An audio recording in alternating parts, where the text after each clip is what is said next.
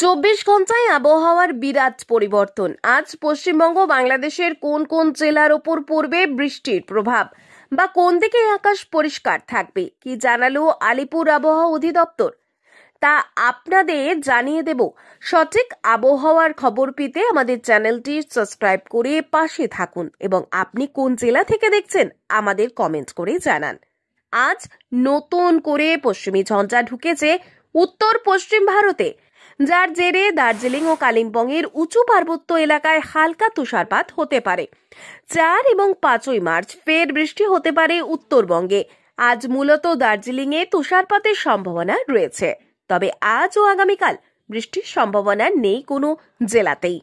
বাংলা থেকে এবারের মতো বিদায় নিয়েছে শীত। এবার লাফিয়ে তাপমাত্রা বাড়বে কলকাতা সহ দক্ষিণবঙ্গে। আবহাওয়া দপ্তর জানাচ্ছে, আগামী 24 ঘন্টায় গোটা দক্ষিণবঙ্গে 2রা থেকে 3রা ডিগ্রি পর্যন্ত তাপমাত্রা বৃদ্ধি পেতে পারে। মার্চের শুরুতেই তাপমাত্রা 33 থেকে 34 ডিগ্রিতে পৌঁছে যাবে বলে পূর্বাভাস জানিয়েছে হাওয়া অফিস। আবহাওয়া দপ্তর সূত্রের খবর, আপাতত বৃষ্টির সম্ভাবনা নেই দক্ষিণবঙ্গে।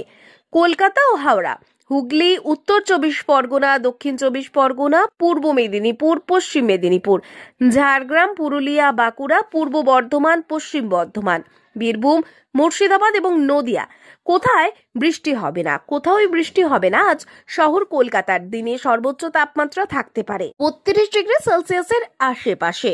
আপাতত সর্বনিম্ন তাপমাত্রা 23-25 ডিগ্রির আশেপাশে ঘোরাঘুরি করবে।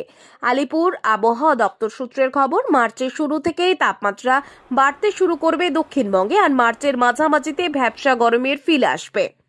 পাশাপাশি বাংলাদেশে আবহাওয়াবিদ জানান, মার্চের 4 তারিখে রাজশাহী, রংপুর ও খুলনা বিভাগের কিছু কিছু এলাকায় ও দেশের অন্যত্র সামান্য কিছু এলাকায় আকস্মিকভাবে কিছুটা বৃষ্টির সম্ভাবনা আছে।